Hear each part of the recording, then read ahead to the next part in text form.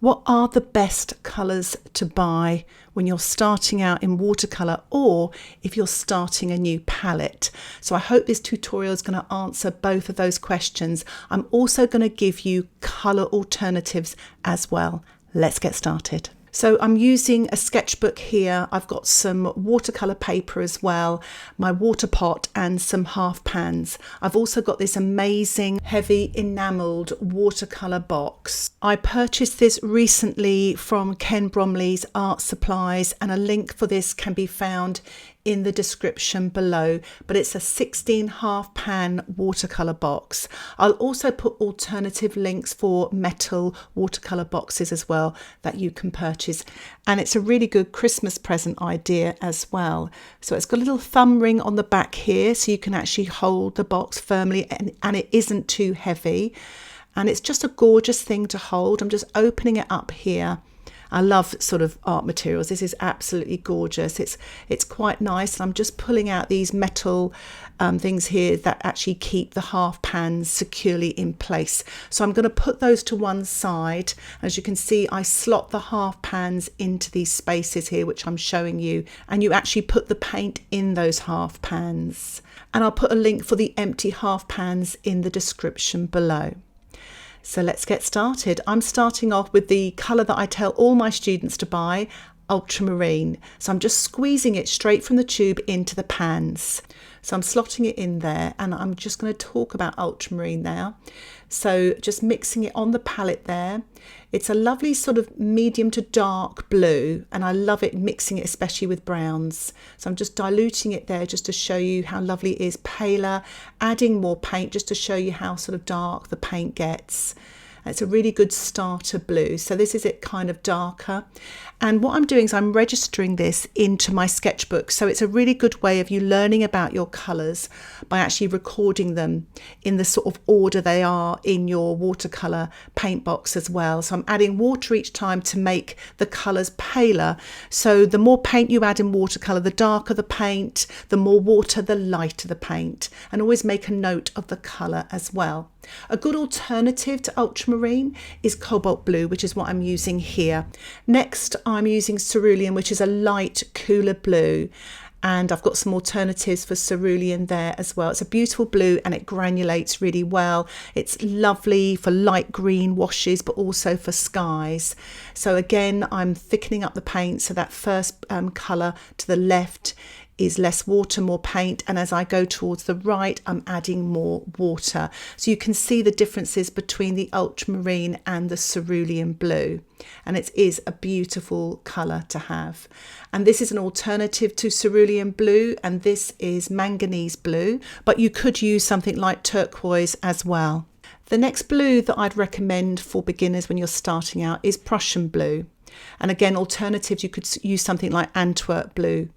And as you can see, it's a very dark, cool blue, great for the sea colour, or even actually mixing up different greens as well. I'm just adding some water there just to really show you the colour. And again, registering it into my sketchbook at the top there, the dark blue, adding more water to have sort of a medium tonal value there, and then a lot more water to show the sort of paler version of this blue. This is Antwerp blue here, so it's similar to the Prussian blue. Again, great at mixing different greens, etc. I'm just adding a little bit of water there just to show the comparison. My next blue is phthalo blue.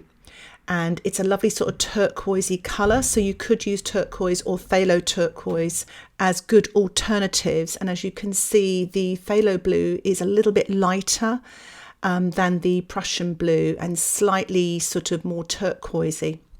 So I'm just mixing up the colour here now in my palette, just registering it again in my sketchbook, adding a pinch more water, just to sort of really sort of show you the difference between that and the Prussian blue. I love the colour blue, and I really like to have lots of different versions to create different greys and greens and violets, etc. So I'm just lightening up that colour, and you can see it's a beautiful blue. It's stunning. It's such a lovely colour. So I really recommend phthalo blue, or the turquoise or phthalo turquoise, really nice colours.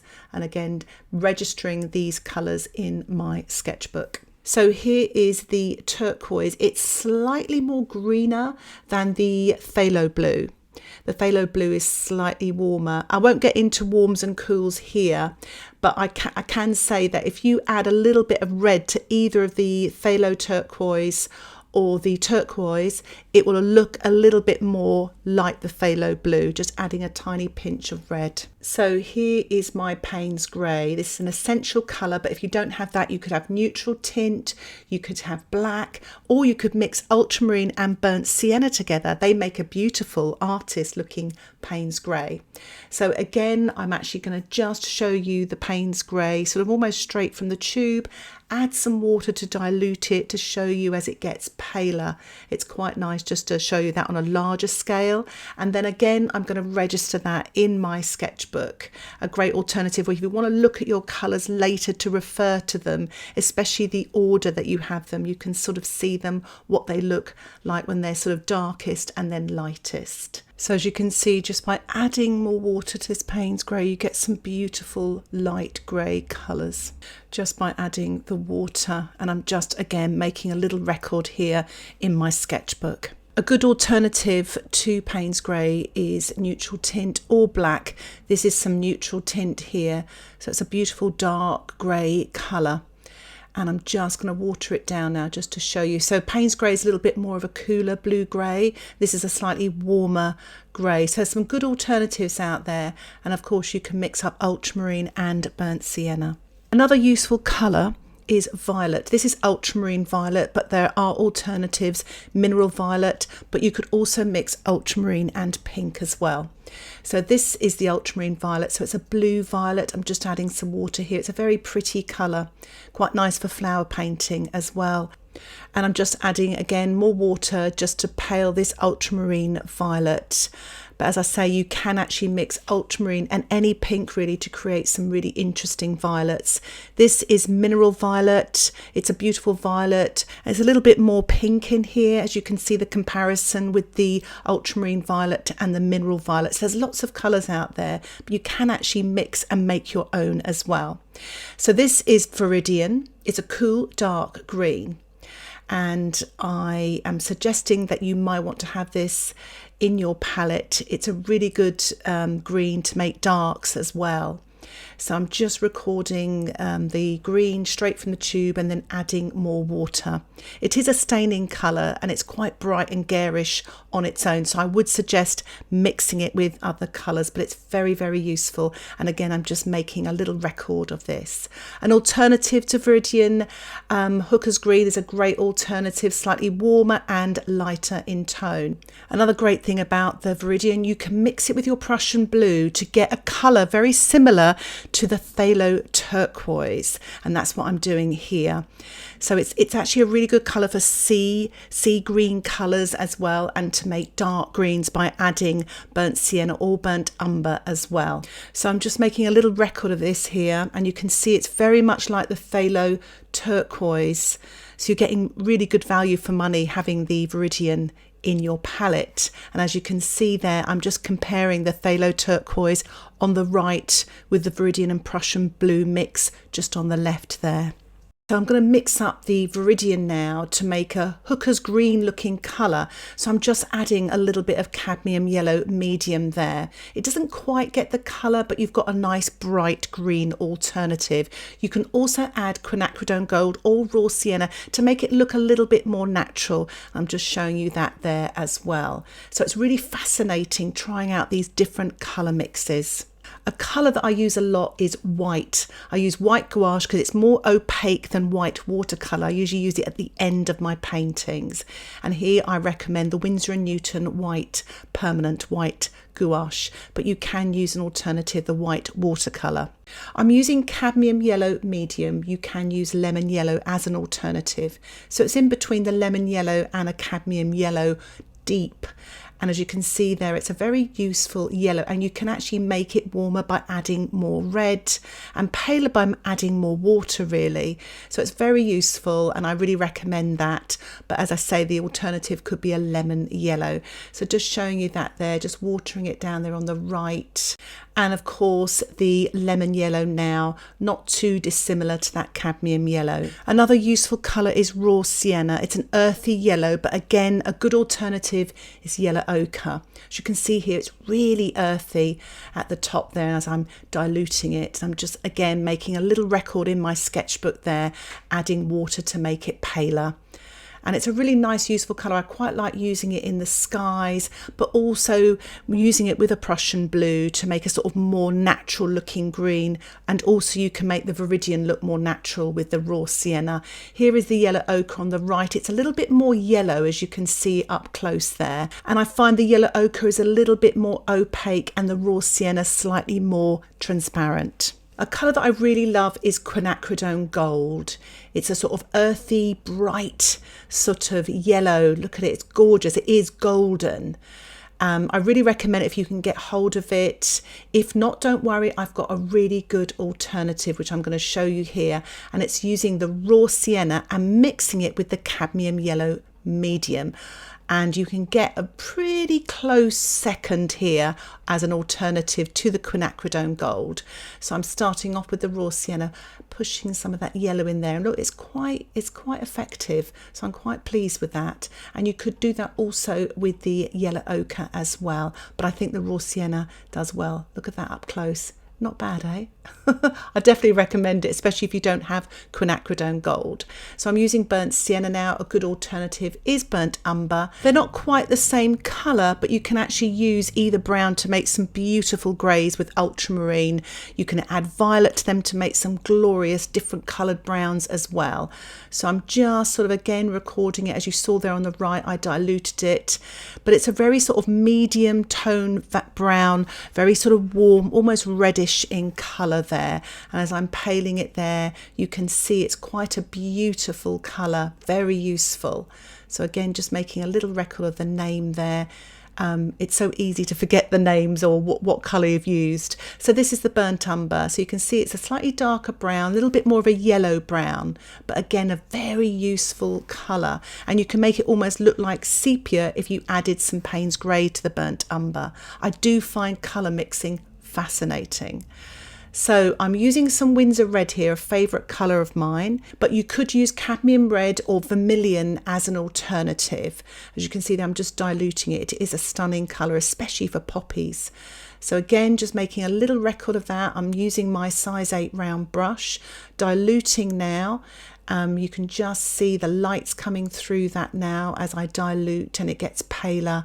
So again, just making a record of the name as well.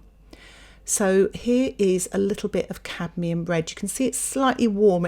It almost looks like it has a touch of yellow in there. I will be returning to the cadmium red shortly.